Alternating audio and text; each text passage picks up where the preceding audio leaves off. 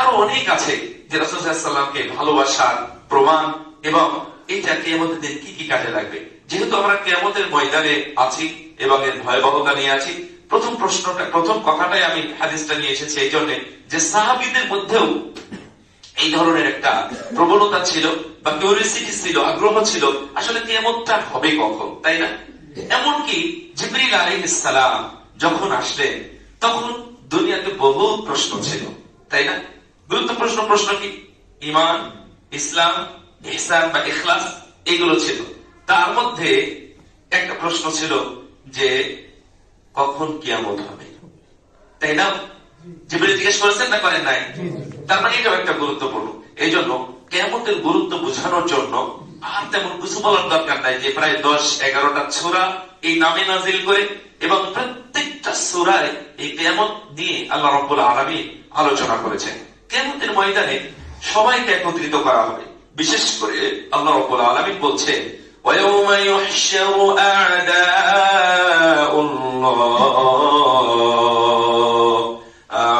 আ'দাউল্লাহি ইলান নারি ফাহুম ইউসাউন।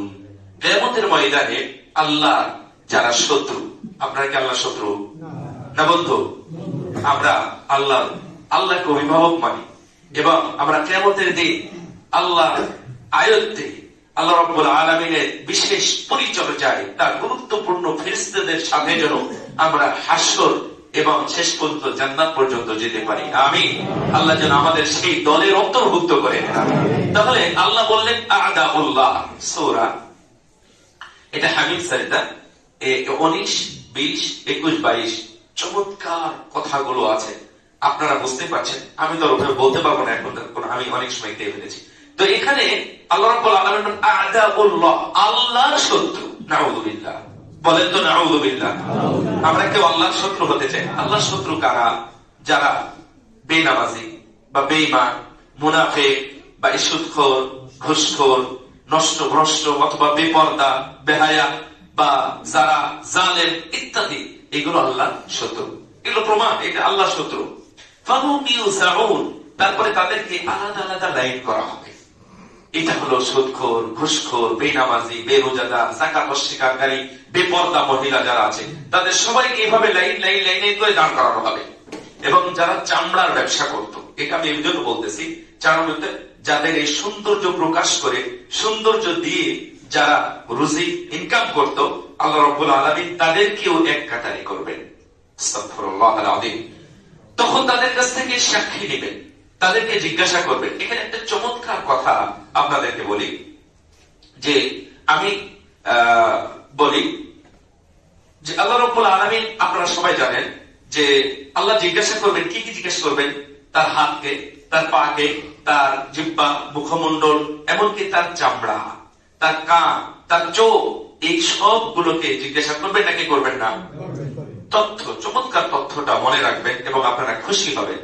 আপনি যদি মুমিন হতে পারেন, আপনি যদি সত্যবাদী হতে পারেন, তাহলে মহান আল্লাহ আমাদের এই চামড়া, আমাদের অঙ্গ, আমাদের এই চোখ, কান, হাত আমাদেরকে জিজ্ঞাসা করবেন না। সুবহানাল্লাহ। এমনকি আল্লাহ অপমান করে আমাদের এই মুখগুলো বন্ধ করবেন না। আল্লাহু আকবার। একটু আমরা যদি আল্লাহ খালেস বান্দা হতে পারি, তাহলে এটা বিশদ বড় না, তাই না? যে আল্লাহ মুখ বন্ধ করে দেবে, কত বড় অপমান। দেখেন, মুমিনদের আল্লাহ মুখ বন্ধ করবেন না।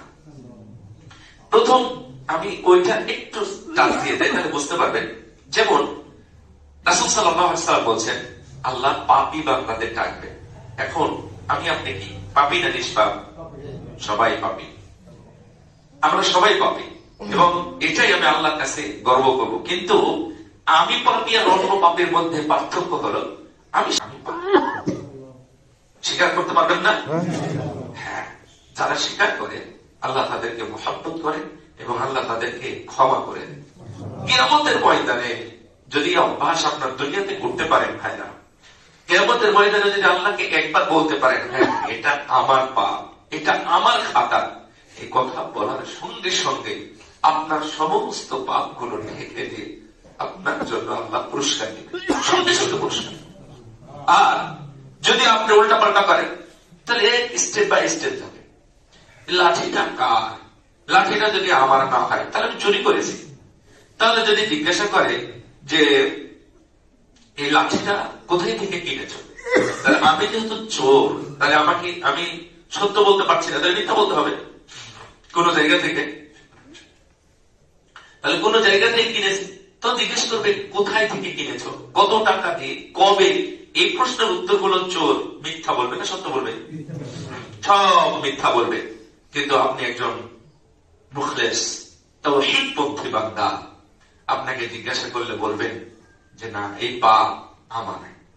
এক কথা আমি অল্প করে বলে দিই। প্রথম প্রশ্ন, এই খাতা কার? পাপী বান্দা বলবে, এবং যারা বেঈমান, যাদের মধ্যে তাওহীদ নেই, এরা বলবে এই খাতা আমার না। কিরামান কাতিবিনকে আল্লাহ ডাকবেন সাক্ষীর জন্য। কিরামান কাতিবিন সেম অরিজিনাল জেরক্স খাতা নিয়ে এসে বলবেন এই তো একই খাতা, এটা আমাদের হাতে লেখা। আল্লাহ রাব্বুল আলামিন বলবেন এই তো তোমার হাতে লেখা একই জিনিস। তখন বলবেন না, এই ফেরেশতারা আমার বিরুদ্ধে ষড়যন্ত্র করছে এবং আমাকে জাহান্নামে বানাতে চাচ্ছে, আল্লাহ এই খাতা আমার না। তখন আল্লাহ এই মানুষের মুখ বন্ধ করে দেবে।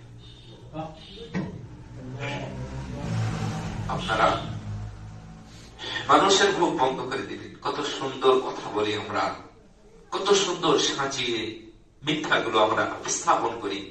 সেই দিন আর পাবেন, মুখ বন্ধ করে দিবি। মুখ বন্ধ করে দেওয়ার পরে আল্লাহ বলছেন শাহিদা আলাইহিম সামউহুম ওয়া আবসারুহুম ওয়া জুলুদুহুম। এই চামড়া তাদের বিরুদ্ধে একে একে সব বলে দিবে। তুকাল্লিমুনা আইদিহিম, হ্যাঁ আমার সাথে কথা বলবে আল্লাহ বলছেন। ওয়া তাশহাদু আরজুলুহুম, এবং তাদের পা গুলো ওদের বিরুদ্ধে সাক্ষী দিবে। আপনার বিরুদ্ধে যদি আপনার হাত সাক্ষী দেয়, কথা বলে, তাহলে আর পার হওয়ার কোন বুদ্ধি আছে? আর নাজাতের কোন পথ পাবে? আরে স্বামী স্ত্রী না তো, সন্তানের কথা বলি না, বন্ধুর কথা বলি নাই, মেম্বার চেয়ারম্যান এলাকার মানুষের কথা বলি নাই, আমার এই অবিচ্ছেদ্য অংশ, আমার এই চামড়া পর্যন্ত আমার বিরুদ্ধে সাক্ষী দিলে আর পার পাবো না। কিয়ামতের দিন আল্লাহ রাব্বুল আলামিন তখন মুখ বন্ধ করে সাক্ষী নেবেন। দেখেন কত নির্লজ্জ মিথ্যুক হবে। আবার তাদের মুখ খুলে দেওয়ার পরে জিজ্ঞাসা করবে, এবার তোমার কথা কি বলো? তুমি যে বলেছিলে আমি এগুলো করি নাই, তোমার হাত তো বললো এগুলো করেছি, তোমার চামড়া তো সাক্ষী দিল যে তুমি বেপরদা চলাফেরা করেছো, এখন তোমার কথা কি? তখন তারা বলবে ওয়াকালু লিজুলুদিহিম লিমা শাহিদতুম আলাইনা, এই চামড়া তুই আমার বিরুদ্ধে সাক্ষী দিবি কেন? আমি যেগুলো করি না। এই দুইজন দ্বন্দ্ব লেগে যাবে, হাতের বিরুদ্ধে কথা বলা শুরু করবে। আল্লাহকেও বলবে আল্লাহ আমি মূলত হাত দ্বারা করি নাই, ওরা এমনি বানিয়ে বানিয়ে এগুলো বলতেছে।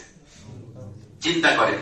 যাই হোক, শেষে আল্লাহ বলবেন ওয়াকুল্লা ইনসানিন আলজামনাহু তাইরাহু ফি উনুকি ওয়া নুখরিজু লাহু ইয়াওমাল কিয়ামাতি কিতাবান ইয়ালকাহু মানশুরা।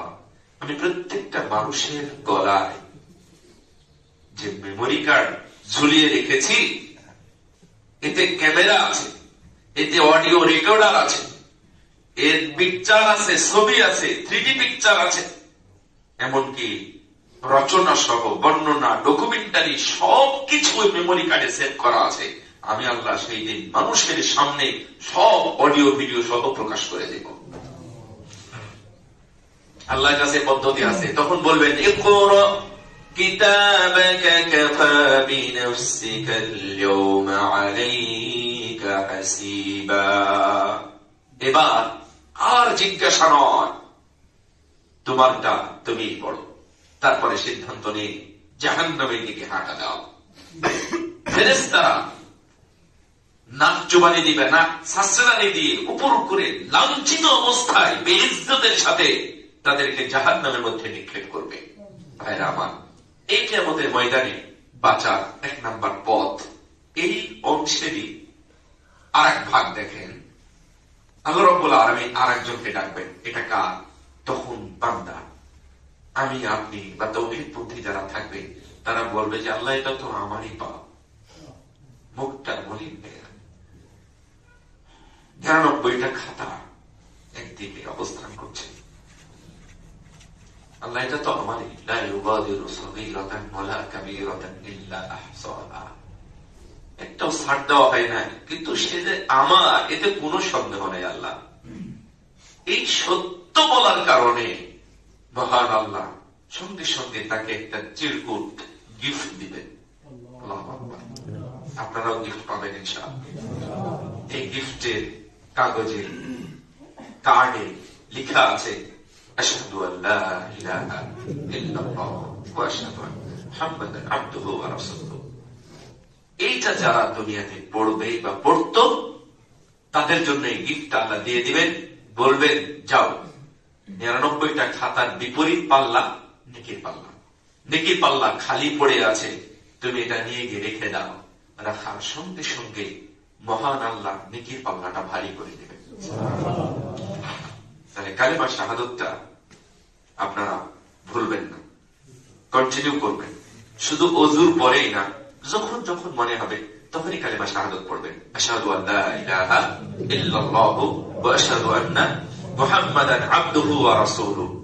এটা 1 নাম্বার পথ কিয়ামতের ভয়াবহ এবং কঠিন চিত্র থেকে বাঁচা এই ছোট্ট এবং অতি সহজ মাধ্যম। আল্লাহ যেন আমাদেরকে আমল করার তৌফিক দান করেন। আমিন।